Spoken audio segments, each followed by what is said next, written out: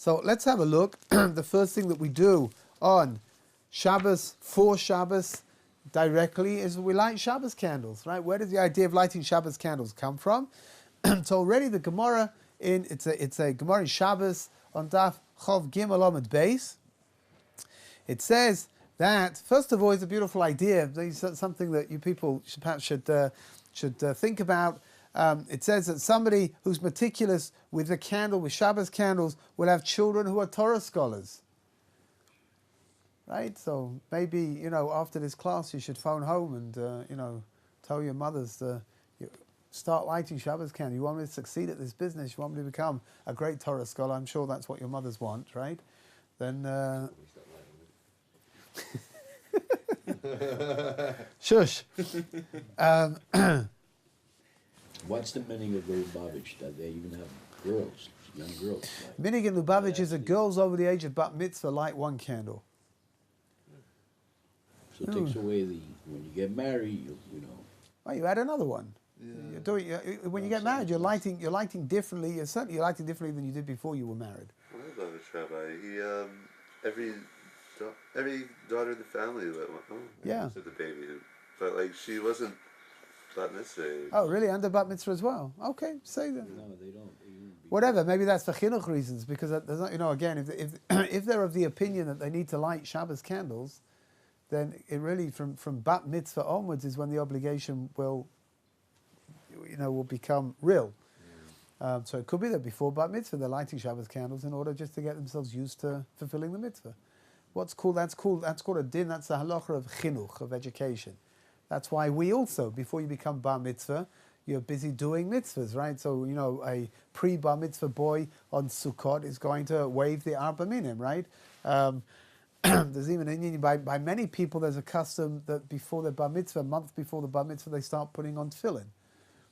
By some people, the custom is to start putting on tefillin on the morning of the bar mitzvah. For some people, it's a month before. Some people even longer than that. But again, the idea is to be accustomed to keeping mitzvahs. It's important that before a person becomes obligated in something, that they're familiar with what they're doing. Where does the mitzvah of lighting Shabbos candles, where does it come from?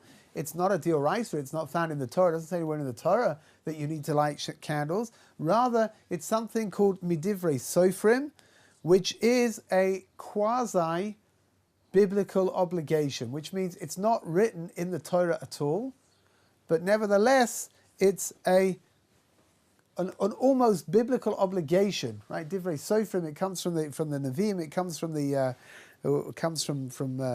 from Chazal, wherever it came from. According to one medrash, something called the Psikta Zutrasa.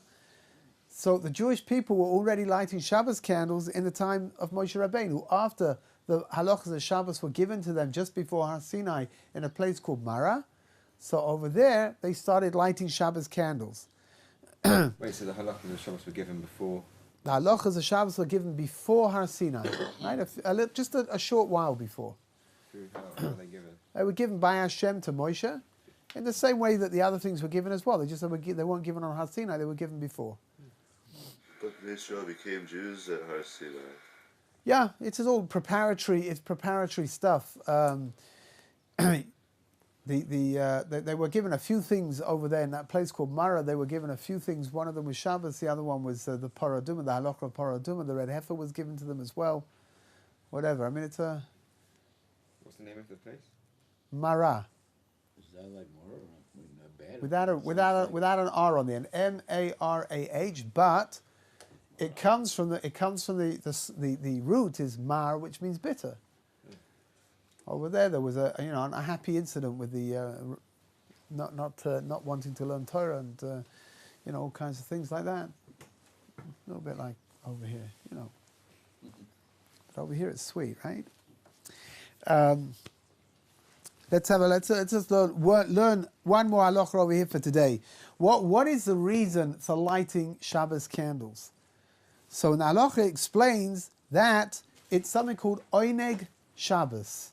Now you're probably familiar with an Oneg Shabbos when they make a Shabbaton and they get out, after the meal they get out nuts and candies and you sing a little bit and that's called an Oneg Shabbos. What does the word Oneg mean? Oneg means pleasure, a delight. An Oneg, ta'anugim are delights, right? So, I just thought maybe that's why we light Shabbos candles.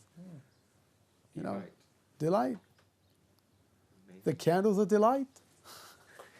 They're delighted. Long way to go for a pun in English. Oh, come on. It's never, you can never go too far for a pun, right? So we light Shabbos candles in order to bring, the more light there is in the home, the greater is the oneg, the greater is the pleasure that we're going to have.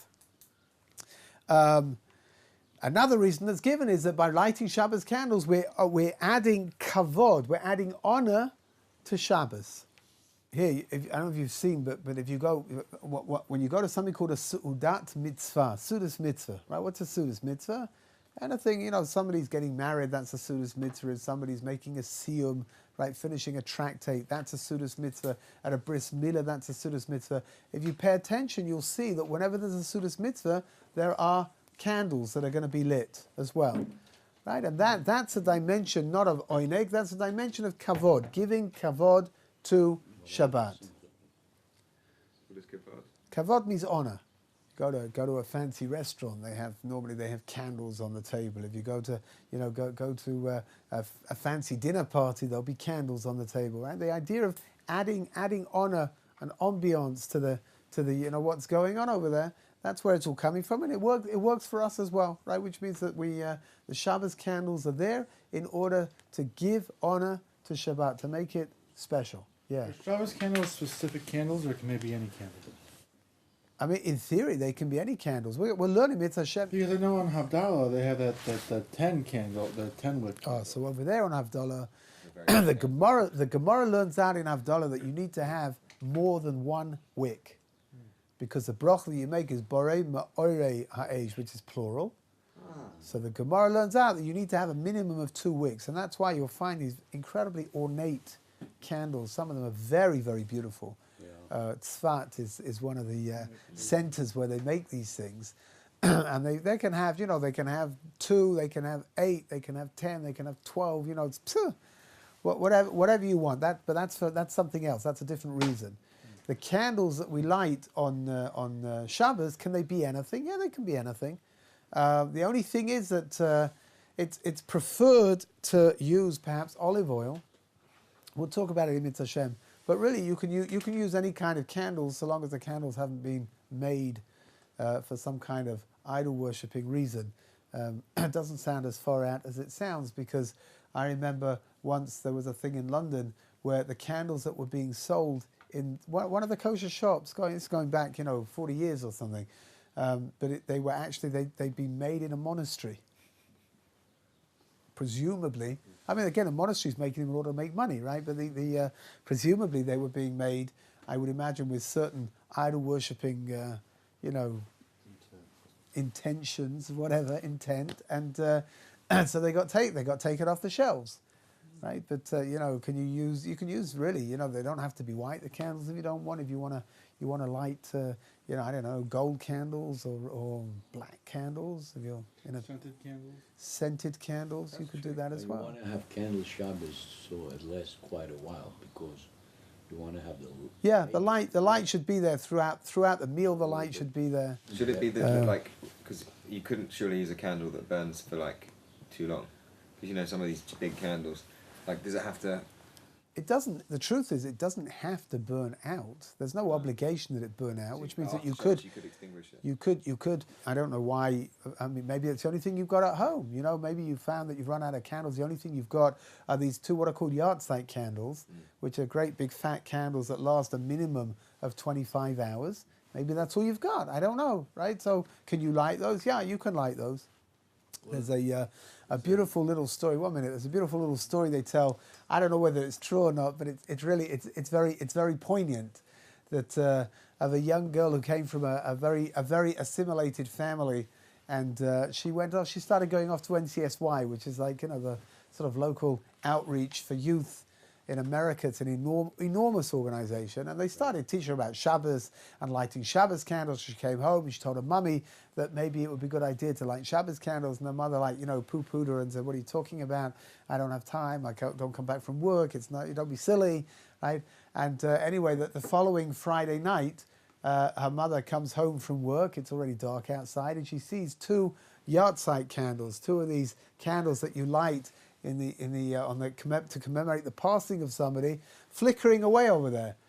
And she calls her daughter and she says, "What is this? What's going on?" She says, "Well, these were the candles that I found," she says, "but I lit one for you and one for Daddy."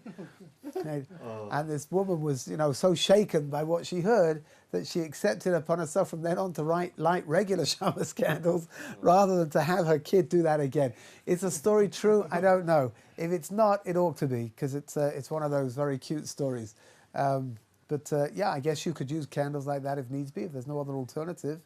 Yeah. Is there a minimum duration on how long they have to? They really, first of all, they need to light so that they're a light and that you get benefit from the light after it gets dark.